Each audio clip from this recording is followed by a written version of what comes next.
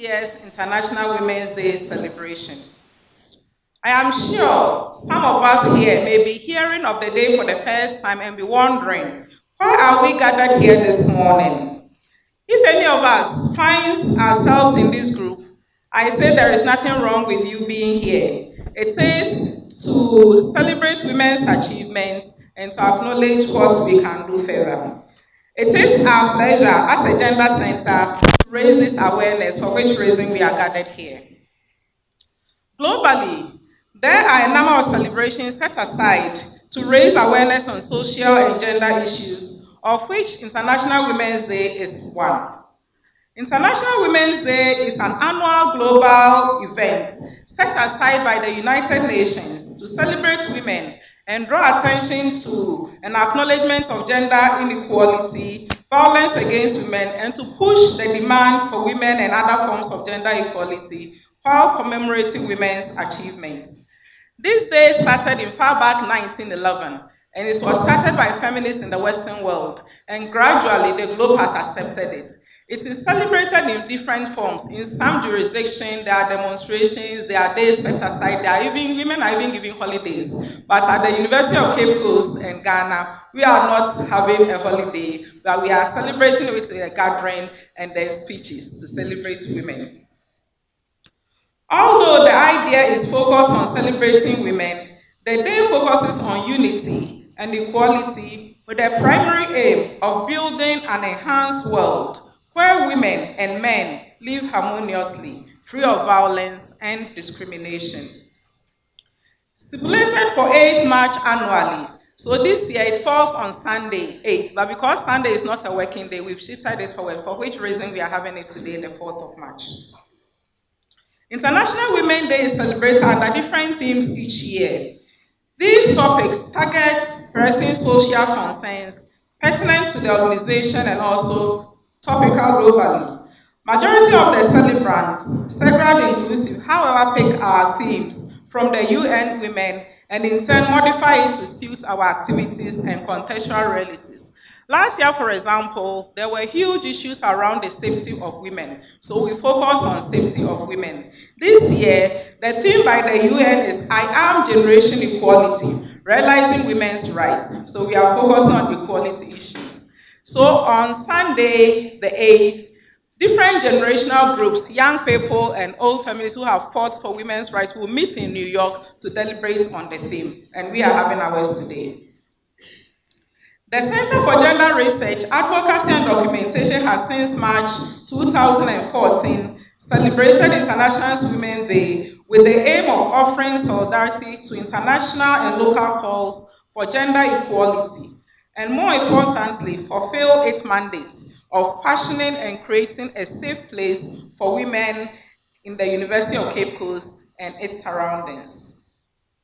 Thus, my former director started this celebration in February 2014. We are continuing, and it will continue when we've also left office. So it's something that we should always note in our calendar because it's a flagship event of the center. Several events have targeted the university as well as surrounding communities and organizations in the central region, including junior and senior high schools. We've been collaborating with the Ministry for Gender, Children and Social Protection, for example, to develop a grassroots document to guide against domestic violence, teenage pregnancies, and other social ills in the region. And we've also been working with the University Practice Senior High School over the years on sexuality and other developmental issues. This among a few of the things we do in the region and the university at large. Our International Women's Day celebration or activities have been mainly a one-day event. But this year, we've had a two-day event. Yesterday, we targeted it at young people. As the theme says, I am generation equality. So this year in particular, we had 2 days for our event. Yesterday was for young people, so we had students from basic schools in the region and in Cape Coast, as well as secondary schools gathered here. And they had a debate on the theme. It was so insightful and interesting listening to them, for which reason we are not seeing any students or basic students today. Normally we mix them, but yesterday we just foundation to gender equality, challenge our thinking and chart the course or way forward. Today, We are here to climax the year's event with three key activities. There's going to be a keynote on the theme, which will be delivered by our own Professor, former Vice Chancellor of the University of Cape Coast, Professor Nano Pokuajiman, and also former Minister for Education. So she will concentrate on the theme and relate it to the life of academics or the University of Cape Coast. There's going to be another key presentation by a male. In when we come to gender, there are some men who are more feminist than even women. So we have a male giving a keynote on their theme, and he is going to talk on male involvement in gender equality issues, how men have helped. Yesterday's debate was interesting because the theme was gender equality between men and women who have benefited most. And the general consensus was that when women are empowered, men benefit most. Interestingly, that is what happened yesterday. Because then the woman is empowered, she's earning money, she's helping the home, but the man comes home and doesn't help. So we are adding to our roles, and we are also relieving men of their financial burdens. It was very, very insightful. We're going to have a third activity, which is a panel discussion, where we have seasoned female leaders, but also a man. Not only, someone was saying that you say gender, everything is about women. We have a man as part of the panel. So we have 4 panelists who are going to share their experiences on leadership. How is it like to be a female leader? How cooperative are your colleagues? How receptive are they? Are there any lessons? Are there any challenges? What can we learn for future young leaders? So this is something that we're going to also engage with today. By the end of the day, we will take stock of our successes, identify our shortfalls, and chart a new course to enhance our equal opportunity practices at the University of Cape Coast. We are really happy to have all of you gathered here, different groups from different organizations. It is our prayer that you also share your experiences, because the university experience might be different from maybe the experience at the prisons, the experience with the police service, with NAT and all that. So we also hope to engage ourselves and share in these experiences. Once again, Cegrrat welcomes you all to this year's celebration and hope you have a very fruitful engagement. Thank you very much for making time to be with us. Cegrrat is a very small center. Just when you go outside this, we are here. And with a huge mandate, because though it's located within the Faculty of Social Sciences, it's for the whole university, both staff and students. And you'll be surprised the tiny staff in that center and the kind of work they do. So thank you, Team Cegrrat, for the very good work you've been doing. We appreciate everything. We also, this year, as the director has said, is generation equality, realizing women's rights. I found it very funny when I got the theme. And I was trying to see how to wrap my mind around it. And I was having a discussion with my daughter on this matter. And she said, are you going to talk about your experience as Vice Chancellor? And I said, no. Maybe since I've written about it, because she reads a lot of my writing, people have to wait till I've published that. So today is not about me, it's about the topic. And the theme is aligned to the UN Women's multi-generational campaign, which is Generation Equality. And this marks 25 years of the Beijing Declaration. It's been 25 years, but it doesn't even look like it's been that long. It also marks several other galvanizing moments in the gender equality movement. A 5-year milestone towards achieving the Sustainable Development Goals, the 20th anniversary of the UN Security Council Resolution 1325 on women, which we all know, peace and security, and the 10th anniversary of UN Women's establishment. So you see that this year is very, very important in the calendar, not only of the United Nations, but also in the calendar of us as women.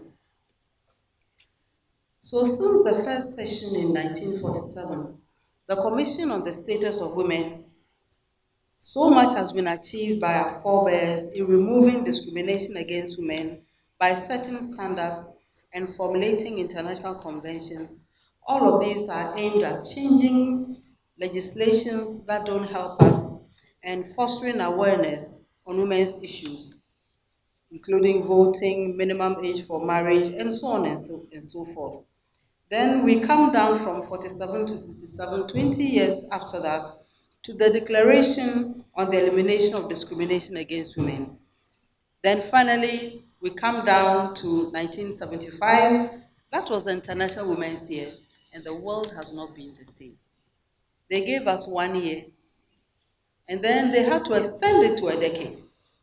It became the decade for women, and things have not been the same.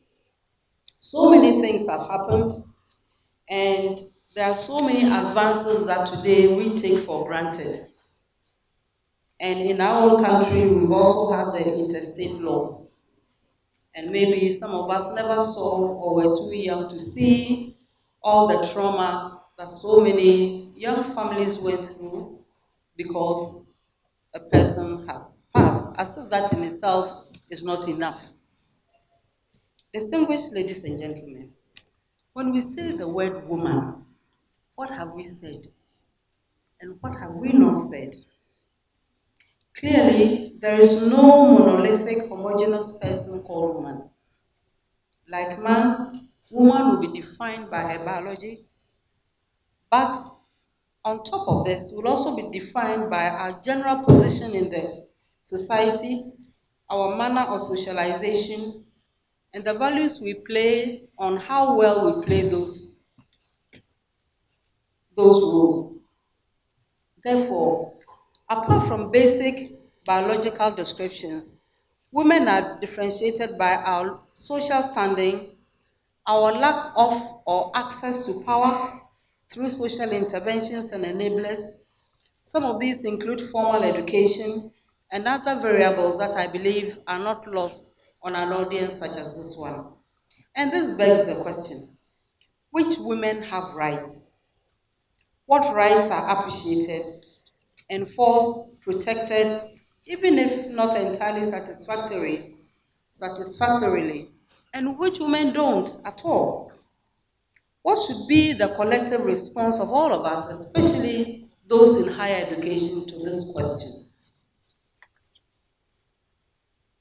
Yes, I can talk very easily about women in academia, the percentages, and so on and so forth.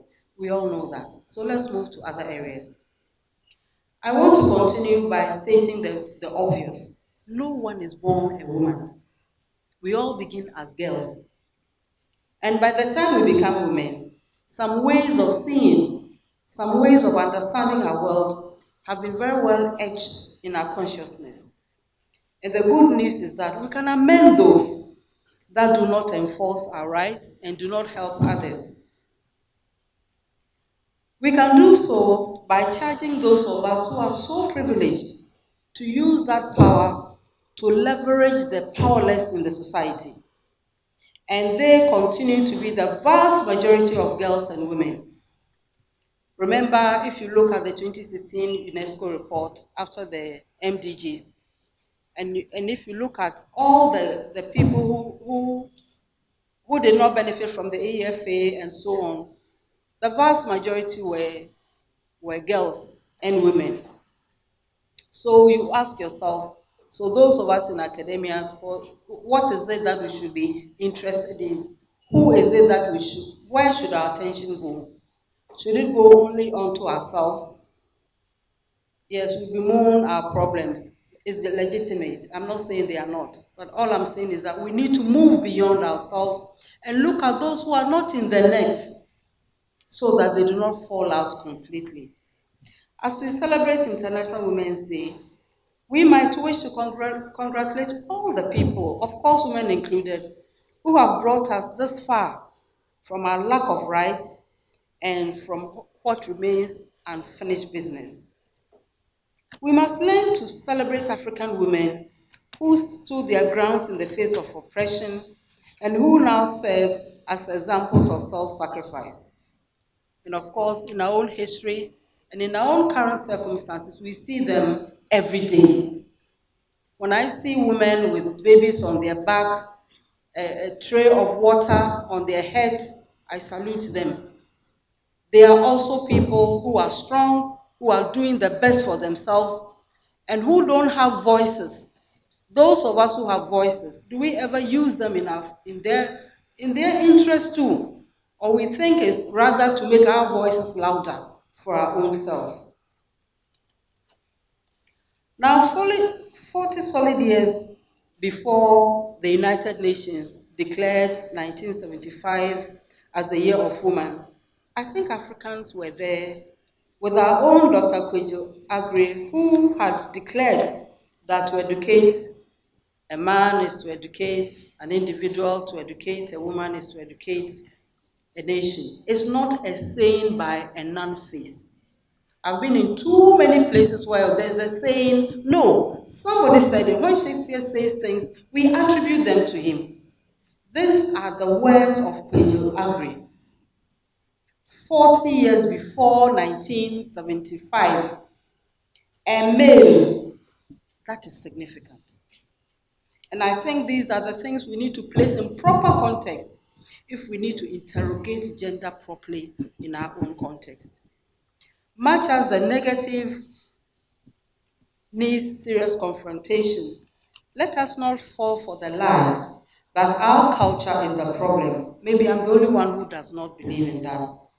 I think the fault lines lie in Western style education along with their ideologies, including religion. These are the two areas we need to confront. Education did not come to this part of the world for girls. Look at the history. It came for boys. And even then, what were the boys supposed to do? To become middle level class. So the education wasn't even intended for us to take action, to take initiative and be responsible for it. So the best among the educated those days was simply supposed to follow. And so one will ask, so how about the girls? And the girls were taught to knit and, which I find very funny. In this heat, who's going to wear those sweaters? And to become good wives for their husbands. You need to go to a whole school to become that. Anyway. And I don't think it is in our tradition because we have not bothered to study the tradition well. We don't study it, but we assume we know it. And we know it from Western perspective, and that is why we are going nowhere.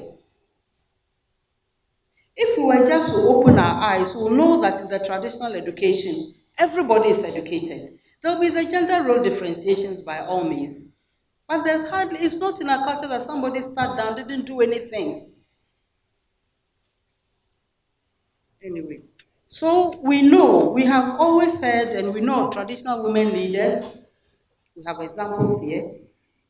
We have women religious leaders, legal persons in our communities, food processors, highly successful traders.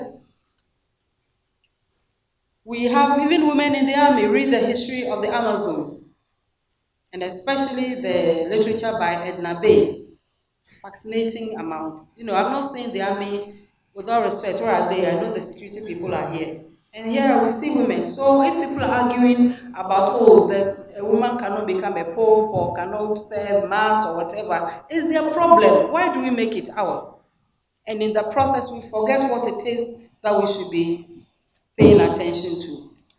But beyond the famous women in history, we mentioned Wangari Maathai, a woman I respected very much, Fumilayo Kuti, the Queen Aminas, and so on, Aolia, Santuans, all of them. You see, beyond these famous women, there are also ordinary, strong, determined, intelligent women in our homes, in our communities, in our workplaces, on the streets, in the markets, in the beaches, on the farms, making a living, crafting a path for themselves and their children, sometimes even when there's no path. There are these faceless women who may never end up in conferences such as this. These are the unsung heroines of our times, who move our country and our continent forward, but who we conveniently forget in the drive towards achieving women's rights. It is their day too, and if they are not in the place, if they are not here, and if they cannot also say, I'm generation equality, it means we have a lot of work to do. Gathered in this room, are all of us from different cultures, but I would like to submit that in none of our cultures do we encourage anyone to be idle, man or woman. And yet there are all these policies that some of us who have voices make that sometimes don't help them. Or sometimes when they help them, they do so in very cosmetic ways. Therefore, yes, a lot has been achieved. Look at the statistics: women in education, women in health, in all spheres of life, in security. We've come a long way.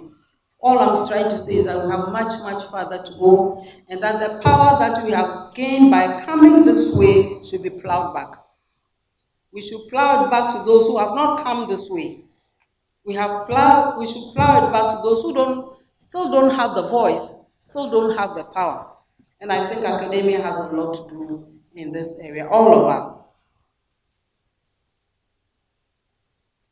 There are many reasons why, despite 25 years after Beijing, we still have incredible challenges with women realizing their rights, including available education, including even ordinary things like sanitation facilities, including even risk of sexual assault, so many of them. The reasons women and girls are missing out on education are complex, but the solution, I think, is straightforward. Without basic literacy, numeracy, or practical skills, let alone a complete education, women are not generally able to provide for themselves and their families. Denying women and girls education can also prevent them from participating in family and community discussions, which makes it harder to address the attitudes and practices that so negatively impact their lives. Areas that continuous education may want to pay attention to include the societal norms and constraints and policy directives and policy priorities. However, out of a variety of social and individual variables, gender remains the most universally entrenched.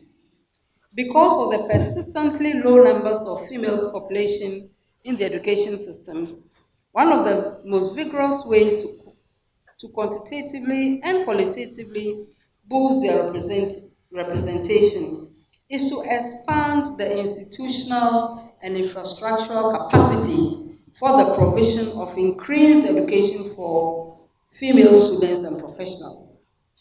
And this expansion cannot be addressed in purely quantitative terms. Therefore, it is not enough simply to increase the number of females and professionals. We need to go beyond the numbers and to create a gender-sensitive environment that is equally needed across all educational institutions and other institutions too. Those women who get there, how do they feel supported? I remember I was having a conversation with a friend of mine that, oh, every time when the parliamentary elections, we have all kinds of workshops to help the women who want to go into parliament. I said, but they need support when they get there. And it's as if, it's all very nice to write a proposal, get the money, run around, do workshops, and then we forget. Is it just for our CV? Is it just for ourselves? Where does that link stop? When they are inside there and they need support, where do they go? Therefore, I'm hammering on academic environment because I feel that it represents a unique way of advancing the cause of women through effective mentorship, coaching, sharing experiences, and support. Sometimes you hear the tired phrase that, oh, women are their own enemies. And I keep saying, it's when, I think it's a question of we're all down there. And then that's okay, but you want to get out and be different. And that makes some feel uncomfortable. But if we can learn to support, if we can learn to recognize success, if we can learn to support and learn the examples from, perhaps we'll get a few more out of the trenches and then the numbers will increase. Academia can also enhance the way forward by constantly interrogating the canon. What are we teaching? What is the source of that knowledge? Are we contributing to knowledge based on that source? These are all questions we need to ask. And it takes me to a book, I think, The Invention of Woman. If you can just write it and look. It's a fascinating text by a Nigerian scholar on gender and culture. I think it's among the Yorubas or Igbos, I've forgotten. But it is worth reading. And I feel it came out a long time ago, and I'm looking at continuation of that. So that we can really and clearly appreciate where some of our gaps are and how we can advance them. Not because it is fashionable to do so, but because it is right so to do. And one of the ways is to look at indigenous knowledge, realities and practices so that we can spend time on this also. Remember, Plato studied his culture. He didn't just assume he knew it. Aristotle studied his culture. We don't. But we go with the assumption that it is bad. And that is where we all keep falling into the trenches. Because I feel that such might help evolving changes that are sustainable because they have grown from what is there and they are commonly shared. Therefore, the pitfall on this journey is not only to focus on the privileged, such as those of us in higher education space.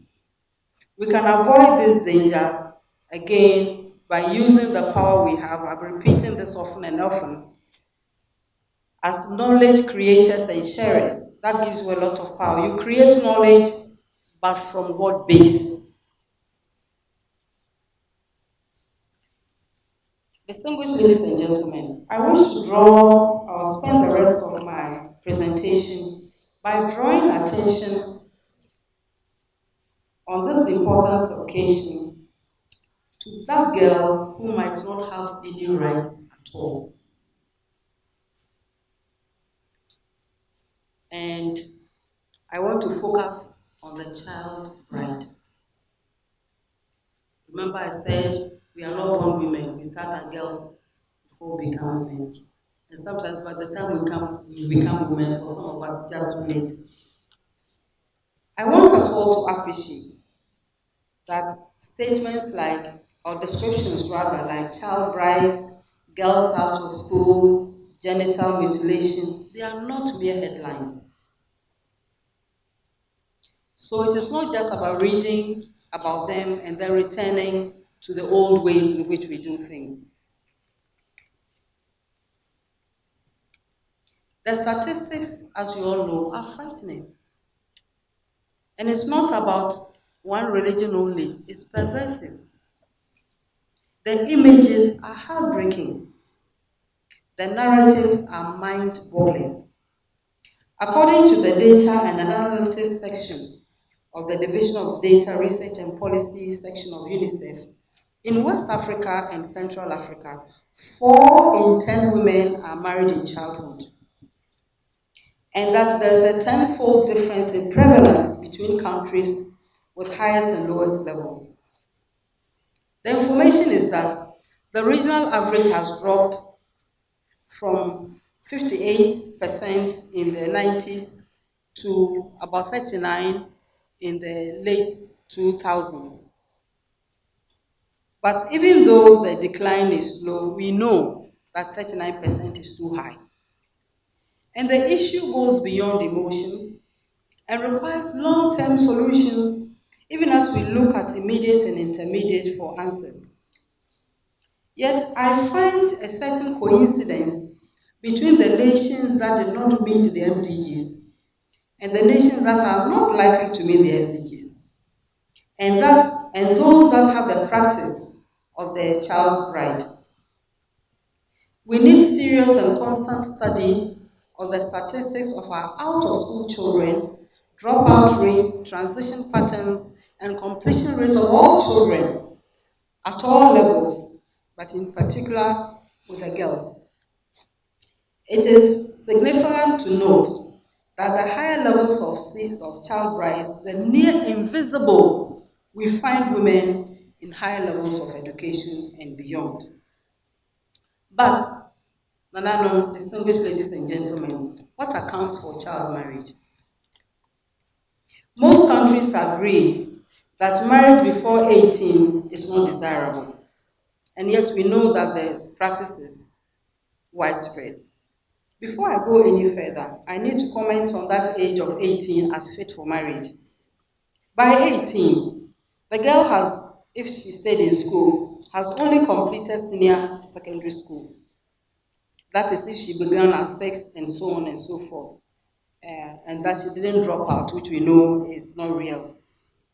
At 18, she is yet to enter firmly into any area of strengthening her capacity to participate effectively and actively in the economy of her country and thereby make effective attempts at economic independence. Such advancement in education beyond age 18 will firm her independence of thought, of action, and of contributing meaningfully to the family life in all its complexities. And therefore, you see where I'm coming from with this age 18 business. Let me continue from the premise that every parent wants the greatest benefits to accrue to their child in many terms, including a stable environment that allows the best in the child to flourish in a peaceful, just world. The reality that child marriage is most unlikely to occur among high-income citizens. It is not likely to occur among highly educated women. These in themselves are indications of where we can go or where we can begin to affect the situation that helps nobody. If the reason is poverty, let's work on making life livable for the majority of our citizens by investing in ways that alleviate poverty truly and by creating hope in the future in sustainable ways. Let us consider the social profile of the child bride. And here, permit me to use my subversive literary tools, because I'm in literature, to describe the possibility and work that and move from that possibility into a probability.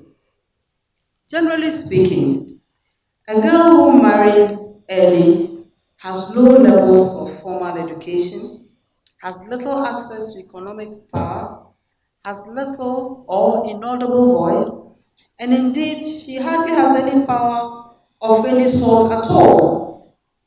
She is likely to come from an area where there is no school, or if the school exists, the teachers may be least qualified, leading to abysmal learning outcomes, where teaching and learning materials may not even exist, in which the school inspector of schools or supervisor may never have set foot, where the teacher absenteeism may be highest, where children like her, when they are lucky to stay in school beyond the primary level, are likely to leave school after 9 years of basic education, near illiterate, near illiterate, where the reforms in education in some parts of the country have constantly passed this girl by. Where is the potential child bride? Where this potential child bride cannot imagine the existence of those necessities that others take for granted, like clean water, like food, like shelter. Indeed, she is likely to be a statistic of those whose lives are snuffed in misery even before it has begun. She is likely to come from an area where land is so highly restricted and controlled that she has no chance in the world of owning any, or even owning any property in general beyond her waist beads, or where she ends up as a squatter on somebody else's land,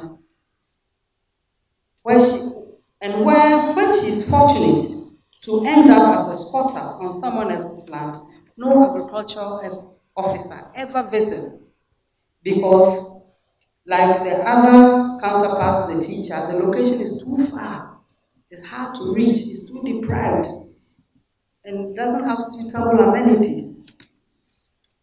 She may thus live in a location where professionals trained by the taxpayer's resource would rather be unemployed than accept a posting to some of the areas for reasons outlined above, because there will be no hospitals, no good schools for their children. This potential employee has no plans to use the power of her or his education to get the facilities created and properly maintained everywhere for everyone, including herself. Or maybe it is because she knows that no one is interested in improving the lives of the majority of the citizens, including the potential child bride. This child bride is likely to be lured into the city, even out of the country, for jobs that may not exist or may be performed in the most dangerous, appalling, and humiliating circumstances, and maybe in the process either lose their lives crossing the Sahara or the dangerous terrain in the Mediterranean, or have her corpse washed onto the beach because the boat capsized or was caused to be overturned. Will she be obliged to flout immigration laws by marrying for convenience, having purchased this path to legitimacy through unspeakable manners of earning the required amount, and as a result, be horribly abused by her partner, who reserves the right to betray her if she so protests? She may be detained in camps abroad, never to see the sun throughout her incarceration, while her deportation documents are being prepared, and the only taste to freedom will occur when she's chained to another deportee to the seat on a flight that lasts 10, 12 hours. These are things that should also gain our attention on International Women's Day.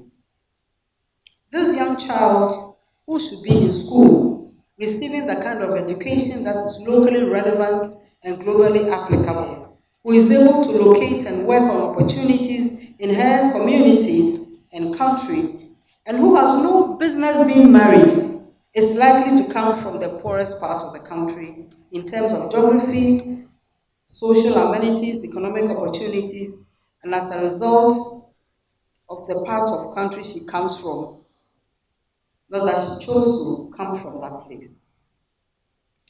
Or she'll be living in a place indefinitely characterized by prevalent hunger, infertile soil, lack of clean water, stunted children, scanty rainfall, high infant and maternal morbidity and mortality. In all practical purposes, she is most likely to live at the razor edge of life, in the hope that only she can stop herself, that she can go as far as she wants. What should be our response to this person? In terms of health, she might have the least access to some government facilities located very far away from her homestead, linked by paths which are pretending to be roads. I've already mentioned child and maternal morbidity as characteristic of health outcomes she's too familiar with. Indeed, hers is likely to be in the area of the country where medical facilities hardly exist, to which medical professionals dread being posted, and so on and so forth. As an ordinary human being, she may become sexually active the same way all girls in her age group do, regardless the country they come from. Her cultural formation, having naturally been based on her circumstances, as in the case everywhere, does not include easy access to pregnancy prevention or even sexual education. She may not have heard of protective sex, will have no access to advice or support. Therefore, what happens to a person at this age? Since illness has always been part of the human condition, and the culture has responded accordingly by relying on her environment for healing processes, it is likely that the time her village comes into the news, it will be when the local healer has made a claim to a cure that has been totally ridiculed by the same medical fraternity and the elite who have combined to let her down. Not that child marriage is the solution to any of these, just to explain or rather to speculate why such an option may be made for any child. Solutions to such a complex set of issues that result in child marriage should never be analgesic. We need concerted effort of everyone, including academia. One time we should make them our focus for a week so that we can all see what it is that individuals can all do. Sometimes we ask a lot for ourselves only, and that's what I'm interrogating. I know we don't have enough. I also want more. But the more we focus on ourselves, the more we forget all these other people. And today is International Women's Day, so we are focusing on those girls who don't have voices. And all I'm saying is that let us use our voice in the interest of these girls. Why are we surprised that any human being wants by all means possible to get out of this hellhole which I've just described? What choices have we championed? What options have we created as the elite? What options have we created for others that leave parents with such a terrible choice that affords the girl children such a violent, retrogressive path? The paradox is worrisome, and it recalls for me, the times of the enslavement when people will build walls to enclose themselves because by imprisoning yourself you get freedom.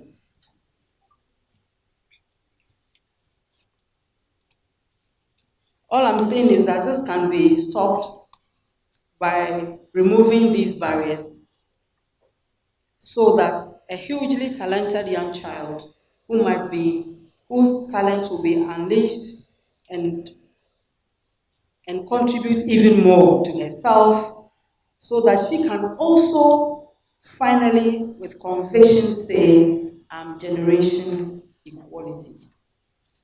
We need to realize that such oppression is not in anybody's interest. We need to go beyond the talk and walk the action. Because we can.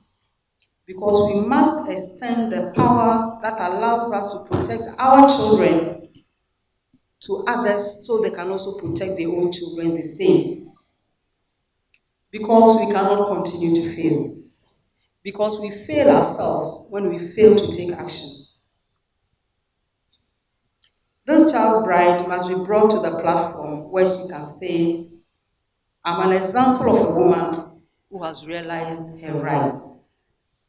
Discussing her, placing her situation at the center of our action as academia is one way forward. Remember, to educate a woman is to educate a nation.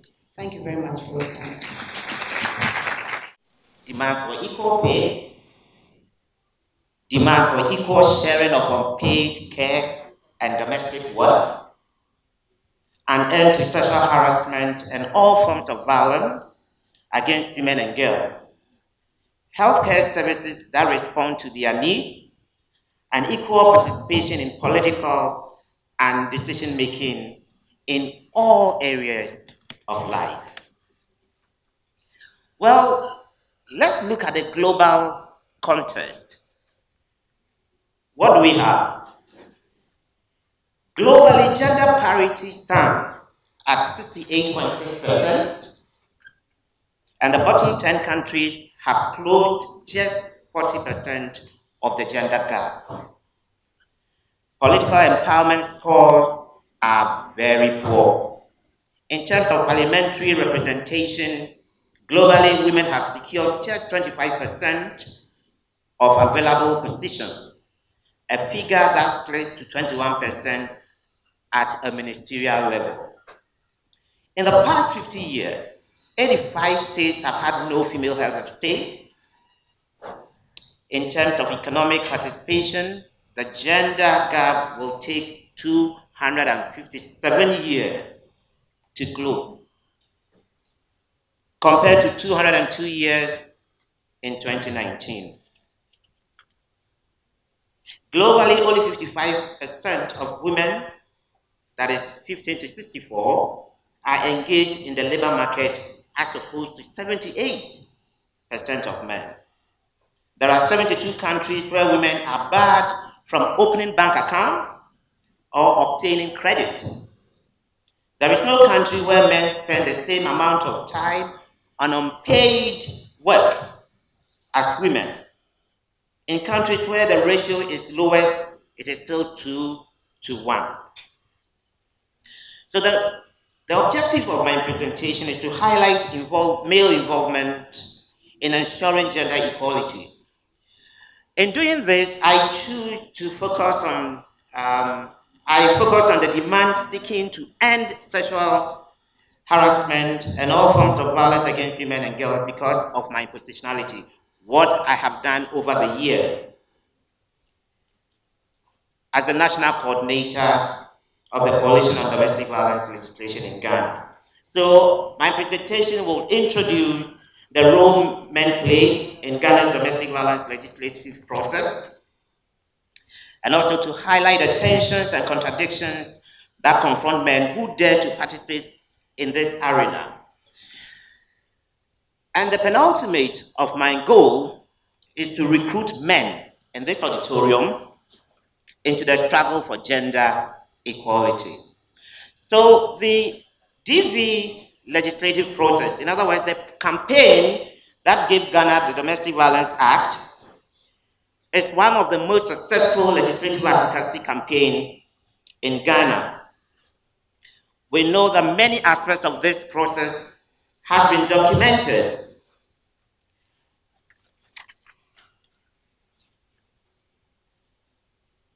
Professor Teachua Menu, for instance, has written about the process, the debates, and what it portended for Ghana. Professor Kwesi Adumankwa also has written about the process, looking at it from the framework of collective activism, urging all of us to participate in the process. But the role men have played has not been really talked about, and I'm very delighted to really give some bit of introduction to what men have done in the process. But who are the men we want to get involved in the process? Who are the men the world is urging to partner women in order to stop violence and sexual harassment against women? A man who is faced with a colleague making sexist or degrading jokes about women and is not sure how to handle the situation. Most of us men in this room may have found ourselves in that particular situation. As a vandal, I was in Commonwealth, and it is incredible what we can do, what we can say. The man who hears the sounds of violence from the apartment next door and is not sure whether or how to get involved in the process to stop it. A man who sees his adolescent daughter dating a boy who treats her badly and is not sure how to talk to her about gender equity and healthy relationships. These are the men we want. Men sitting on the fence. Men saying that it is none of our problem. Men saying that, oh, the gender cause is remarkable. No, it is everybody's in common. Now, when we talk about call for male involvement or engagement, we are looking at a process of mobilizing non-violent men to play a more active role as bystanders in a world where violence and the glorification of violence are not uncommon. When we talk about engaging men involves helping men to make a profound personal commitment to stopping violence against women.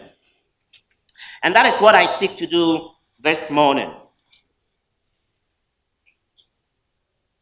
We know that to end violence against women, men must be engaged. Men known as perpetrators, fortunately, are now being conceived as partners in the prevention initiatives. Now, if you have a record that says that 90% of perpetrators are men, and you were a man working in this arena, it is very pathetic. Men have always been part of the process towards gender equality. And as we learned from just this morning, the earlier speaker, our own Dr. Agri was a trailblazer. He set the foundation for men's participation in this process. Another rationale for engagement, why it is very important to get men involved in the process, is that efforts to prevent violence against women must address men, because largely it is men who perpetrate this violence. Largely. Now, making progress in the elimination of violence against women, therefore, would mean changing men's attitudes, behaviors, and identities and relations. It also will mean understanding the fact that constructions of masculinity play a crucial role in shaping violence against women at the individual level, in families and relationships, in communities and societies as a whole. It is also appreciating the fact that men have a positive role to play in helping to stop violence against women. But men coming into the field is not without its own problems. Men who participate in the process of gender equality are looked on with suspicion. They are seen, flags are cast against them as being homophobic, and constant questioning of their masculinity. If you belong to a largely male group, and you show signs of femininity, just the feminine side of you showing, you know the catcalls you receive.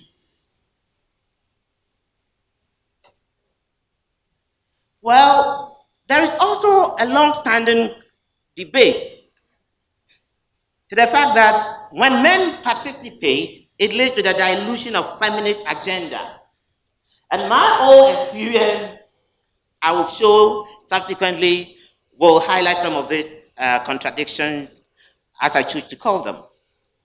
Well, if you really have had to deal with women experiencing violence, and it's okay, let's focus some of the limited resources in addressing men. What are you doing? You are diverting resources from the women who are the victims. So no, we wouldn't focus on women. But thankfully, the world has moved on.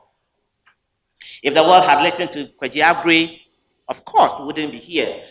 But be that as it may, the world has moved on, and many international commitments have been made, inviting men, urging men to participate. And some of these international commitments include the 1994 International Conference on Population and Development, which affirmed the need to promote gender equality in all spheres of life, including family and community life, and to encourage and enable men to take responsibility for their sexual and reproductive behavior and their social and family roles. We can talk about the Beijing platform, which is in its 25th year, also urged women. Many international platforms have urged men to participate. All right.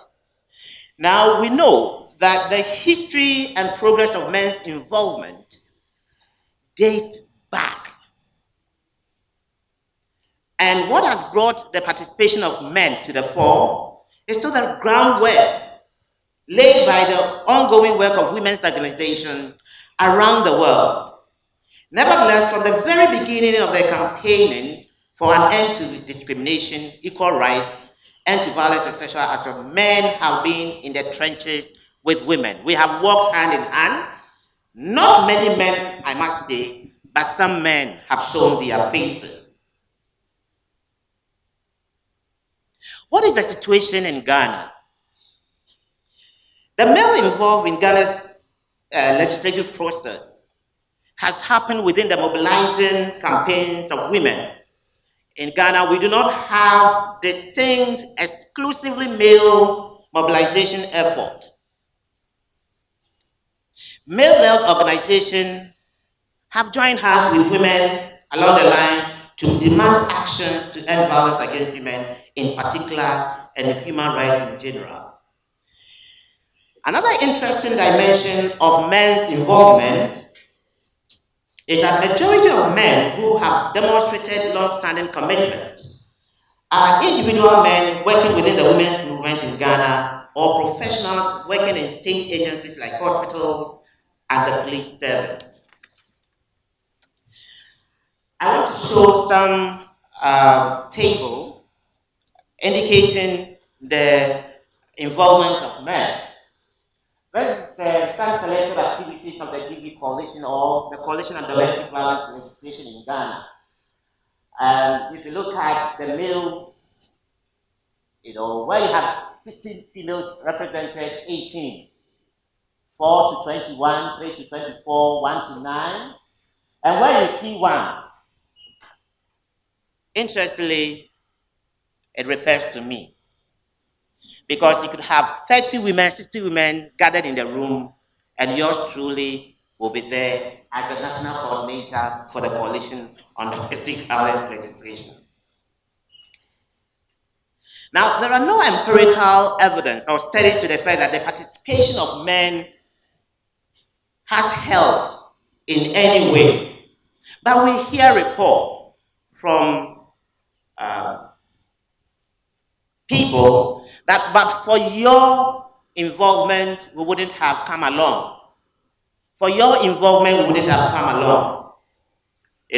So I want to present my own involvement, highlighting the tensions, contradictions, and sometimes the outright discrimination encountered by the he for she. Because when men find themselves largely in women corners, they also suffer. And it is interesting when my colleagues have said, Adolf, you see how it feels. This is what we've been talking about for centuries, and we are not being heard. So what is my own trajectory here? In 2000, I started working with what we call the Crisis Response Center, which is a collaboration between the ACT Foundation and the Women Initiative for Self-Empowerment. That gave me the opportunity to work with victims, survivors of sexual and gender-based violence who encountered the criminal justice system. It also offered me the opportunity, as the advocacy got heated, to become the national coordinator of the Coalition on Domestic Violence Legislation. And the process I went through to become the coordinator wasn't without problems, because not everybody voted for me. Some believe that we don't need a man to lead a predominantly women coalition. And so some abstained, and others voted for me overwhelmingly. Now, what did I do? I raised funds, I got involved in parliamentary advocacy, and I engaged duty bearers.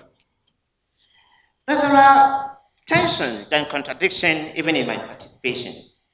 Now, for all those of my colleagues who were working in predominantly women's organizations, we knew very well that as men, we were barred from key leadership positions. There was no way we were going to rise to become deputy executive director or executive director, because they would say that wasn't politically correct. It doesn't serve the optics of women mobilizing an organization. For some funding agencies, I represented the worst that can happen to the women's movement as a coordinator, culminating in withdrawal of funding support to the DD coalition.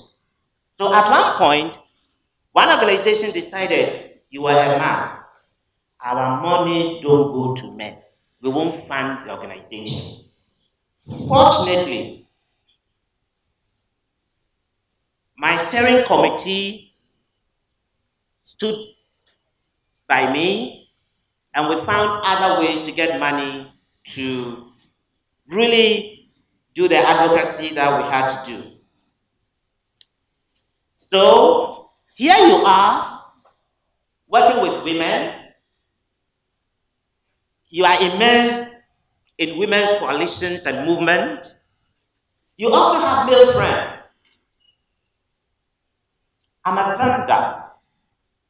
I was in Commonwealth Hall. And you know the things we do. And so when you come to the women's fold, some will say you don't belong here. You are crowding us out. And then when you go back to your male friends, they say you are a traitor. You are a soldier, always advocating women issues. We can't trust you. In all, I stood my ground, and because I believe in the cause that I had chosen for myself. But let me share one interesting thing that happened. Just as recently, we visited the president. And the same funding organization that has been on my case, representatives from that funding organization were part of the network that had visited the president. While we were waiting for the president, one of the representatives came in and said, "We will not allow you to speak because you are a man." It created some confusion there, and some of the women were very furious at them. Because why wouldn't you allow him to talk? They said politically it didn't serve their right. Now, because I was crowding women, and the signal is sent out there that women could not lead. They disagreed with them, and eventually I was made to make the presentation as the coordinator. I wasn't there serving my interest, I was there serving the interest of women. So there are some contradictions I want to, in really rounding up with my presentation, to point out. And this is a long quotation, but it is worth reading all of it because it was from a man who had participated in the women's movement, done a lot on gender, named William Taylor. Yes. And so he had this to say. In conclusion, I dare say that some men who have a commitment and a sense of purpose have suffered painful discrimination and near rejection just because they are men taking initiative and leadership in their gender work. This state of affairs is very untenable and most unfortunate. The work of fighting for gender equality leading to good governance is a difficult, strenuous, stressful, and frustrating one for those committed to it.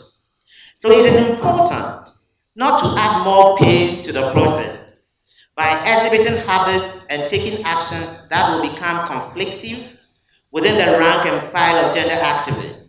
It will be a wasteful endeavor, and society and the gender equality cause will be the losers. It is important to forge a sense of purpose and unity.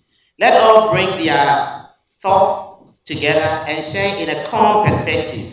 In the final analysis, it is not our individual egos that will count, nor organizational pride of honor that will matter. It is our determined collective efforts as women and men to have a transformed society that will stand the test of time that matter. We want a more just society. We want a more harmonious society. None of us can stand alone, whether as men's group or women's advocates. But together, as committed women and men with a common vision, with inspired action, can achieve something worthwhile and beautiful. Let us give it a try. Men and women working together side by side to promote the cause of gender equality and good governance. That is a very beautiful quote. At one point, he felt the frustration. But I must say that I have been very fortunate that the leadership of the women's movement have always stood by me. They have always trusted me. There are instances they don't even recognize that I'm a man in their midst. They used to call me we women because they see sometimes when I have been with them for too long, such that when I'm addressing the gathering, I will say we women. But that was the level of confidence they had. But it also came from the learning that I have made. I have learned a lot. I'm married to a very confident woman. A very, very confident woman, knowledgeable woman, who will not have anything to do with chauvinistic attitude. No way. So when I was coming here, I also asked her, what do you want me to talk about? She said, go and tell everybody that women were not created for man's recreation.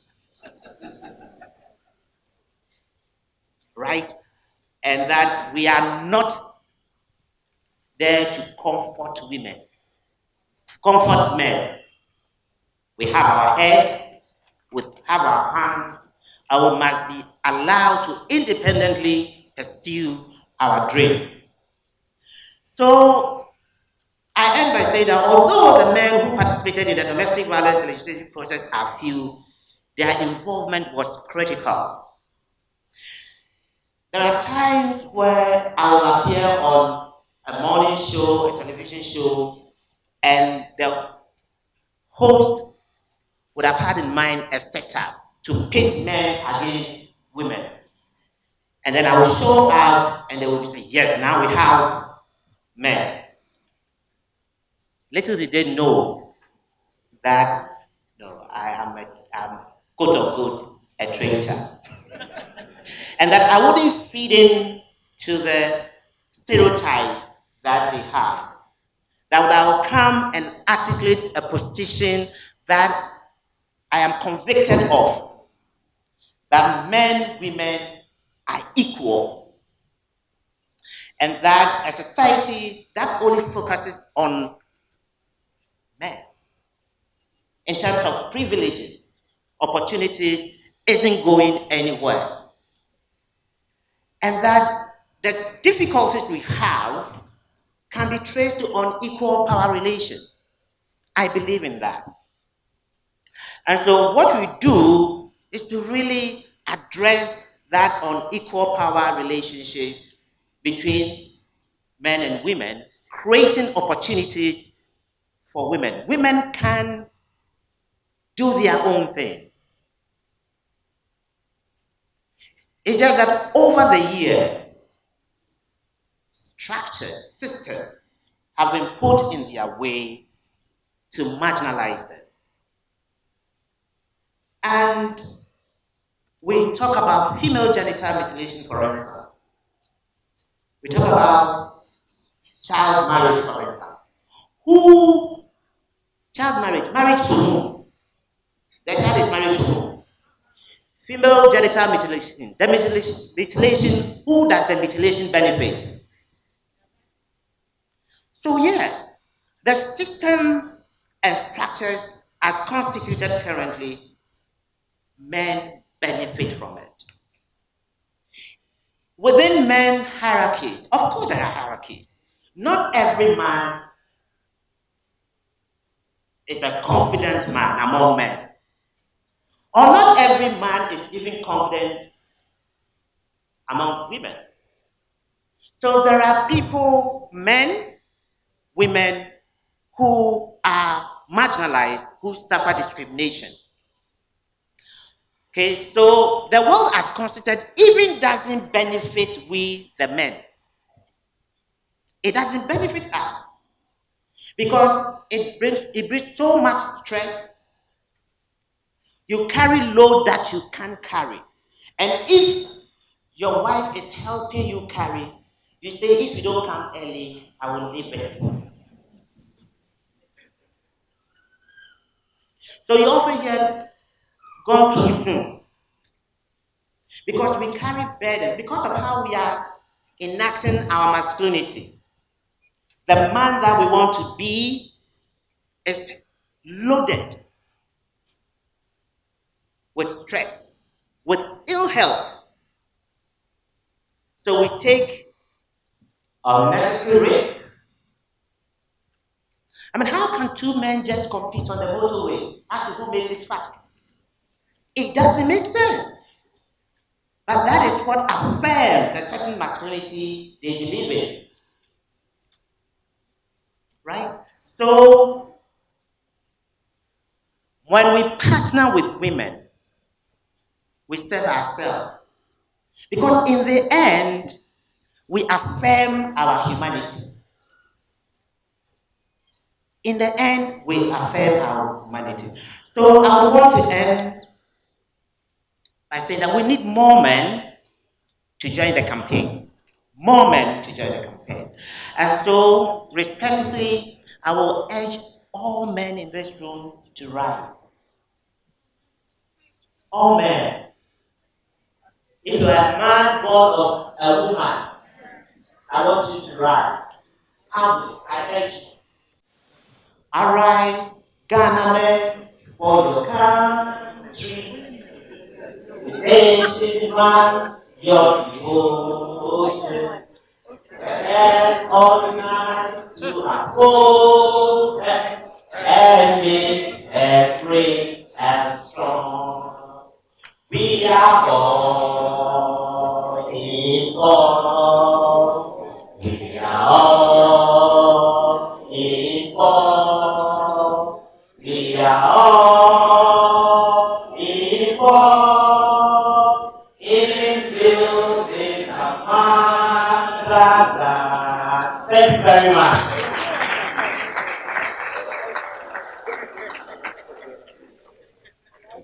Thank you very much. A round of applause for the speaker here, Mr. Abdul King, who is the National Coordinator for the Coalition on Domestic Violence Legislation, Ghana.